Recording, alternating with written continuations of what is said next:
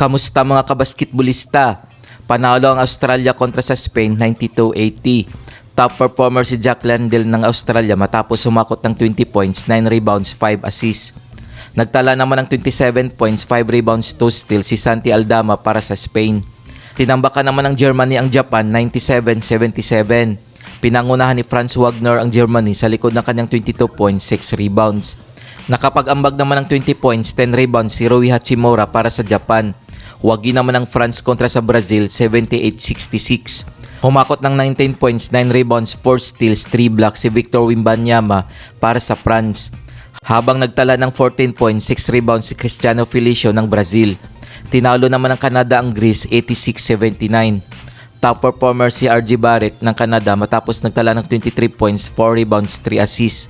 Para naman sa Greece, Giannis Antetokounmpo nagtala ng 34 points, 5 rebounds, 2 assists. Kung umabot ka dito sa video na to, mag-like na at subscribe. Heto ang team standings as of July 28, 2024.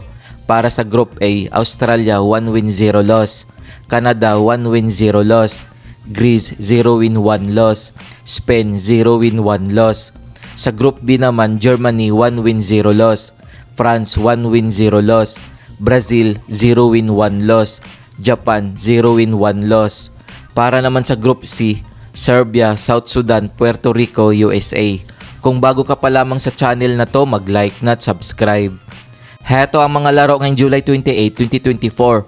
Maglalaban ng South Sudan at Puerto Rico alas 5 ng hapon, Philippine time. Magharap naman ng Serbia at USA alas 11:15 ng gabi. Kung nagustuhan mo ang video na to, mag-like na at subscribe.